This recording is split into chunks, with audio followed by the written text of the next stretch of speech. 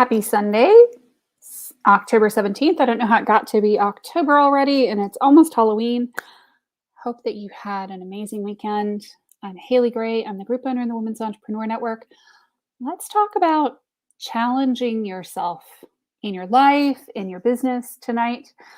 One of the things that I just decided on recently in my business is to do a 60 websites in 60 weeks challenge for my own team. It's a pretty large number, but I'm pretty confident we can do it.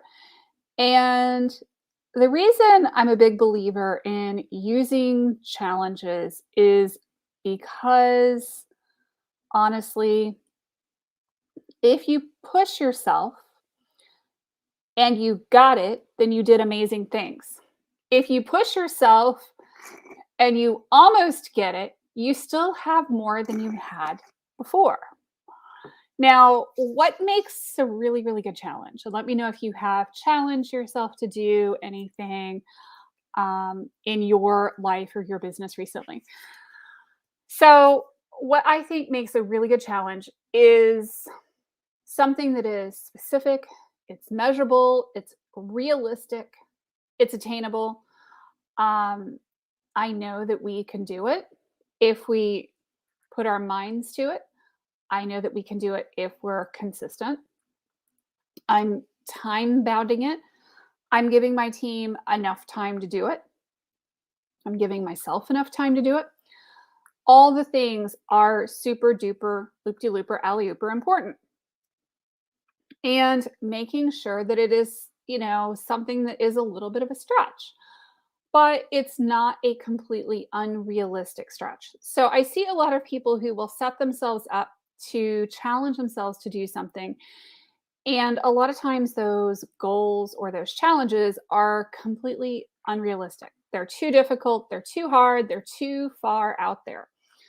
So you set yourself up for failure before you even begin with it because it's not something that you can see at least part of how you're going to get there. And it doesn't matter where you are in business. It doesn't matter if you're making $5,000 a month or $50,000 a month or $100,000 a month. What it is it really is an interesting way of either getting yourself to do more or falling over and not achieving it. So which one are you, right? One of the things, I am a very type A person. I will tell you that for me, a challenge is an amazing thing. Those of you that don't know, I'm an engineer with a Duke MBA, which is kind of a competitive program to get into. So I am just a little bit of type A. I'm a little bit competitive. Okay, a lot bit competitive. And a lot of times I'm really competing against myself. And in order to get myself to do more, to do better, to make more progress, to get more sales, to do those things, I set up challenges for myself regularly in my business. I'm going to sell this week, or I'm going to do that, or I'm going to push on the other, or I'm going to do that other thing. So putting that carrot out there for myself. The other thing I do is I give myself a reward when I achieve whatever it is that I set out to do. Money is typically not a really good motivator for me. I like money just fine. I love money. But what I really like are things that are a bit more measurable or that I can, go after, that is kind of a thing that I am manifesting. I'm really good at manifesting a car or a parking spot or pizza for dinner or all kinds of weird things in my life. And so I understand how my brain works. And it's important, when you're trying to achieve things in your life and in your business, that you understand how your own brain works. Go for something that you can do.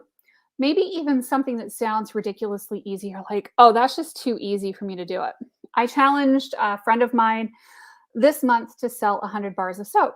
And I think she thought I was a little bit, maybe wackadoo, a little bit crazy. And yet, and maybe even the goal was too low. But what's cool is seeing her actually sell 100 bars of soap and getting that much more confidence in her business because it was a specific, measurable, and achievable type of thing. And sometimes you're like, oh, that's too easy to do. Well, sometimes what we do is we set ourselves some goals that are actually pretty easy to do so we can run after it and hit the bell and establish confidence that we can actually do things in life and in business. Well, I'm going to lose a pound this week. Well, that sounds ridiculously easy, right? But if you can lose a pound every week, then suddenly you've hit your goal versus, oh, I'm going to lose 5 pounds this week. You're never going to do. Unless you just have bariatric surgery, in which case you maybe will lose 5 pounds. So be super specific, measurable, be realistic with these challenges that you give yourselves. And, reach out there, reach for the stars and do the things. And hey, Tish, good to see you. Don't try to do too much. Do one or two things at a time. I'm a big believer in one main goal at a time is important. If you have multiple people on your team, well, obviously each person can have their own set of goals. And it can be totally realistic to do it. So give yourself a goal, reach out there, make it happen. And you'll never know unless you try. The cool thing is if you set that one challenge, that one goal for yourself, and it's realistic and achievable, but maybe just a little bit of a stretch, I bet you'll hit it. So right now, I've challenged myself and my team to get 60 websites done in 60 weeks. Tish, y'all are on notice. 60 websites in 60 weeks consistently.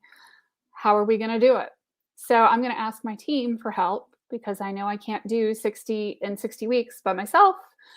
So let's do it together. I'll keep you all posted on where we are. It's October 17th, and I'm announcing this challenge. So I'll keep you all posted through the end of 2022, and let y'all know how the challenge is going, whether it's going, how far ahead or behind we are with the silly challenge. And we will go from there. Take care. And let's go ahead and pull some cards. I'm going to go ahead and pull a card out of my Super Attractor card deck. And one of the reasons I'm a big believer in pulling cards and doing fun things is because we need to make life more fun. I'm a big believer in setting a single goal at a time because you're much more likely to achieve it. When you split your brain and you start trying to multitask and multi-process, that's when things tend to blow up and they tend to not happen. Oh, this is perfect. I think I just mentioned this. When I introduce joy into a situation, I change the vibrational frequency of what's happening around me. So introducing joy into your situation is absolutely going to change the way that things are happening around you. I can tell you that it makes a huge difference in my life and in my business, in my household, with my kids. I try to approach things with a little bit of joy where possible. So I also have my Fairy Medicine Oracle card deck. Here it is. And I'm going to pull a couple of cards. I'm going to guess if Tisha's watching, she wants number 42. So I'm going to pull some cards. I'm going to finish shuffling as well as I can. And we're going to go from there. So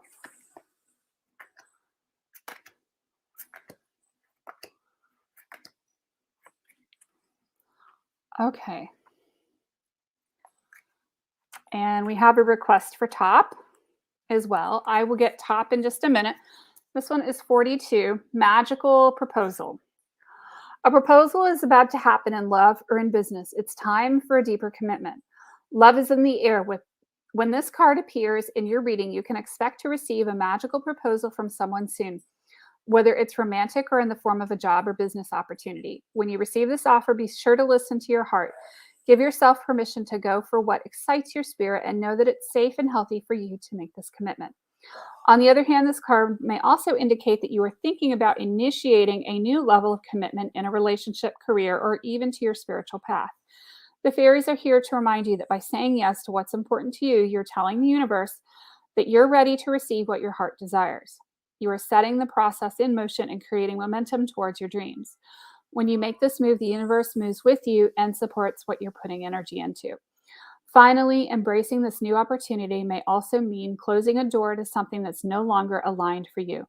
Be clear about your direction and desires. Make that decision, cross the threshold, and you're free to walk forward without being held back by any old ties.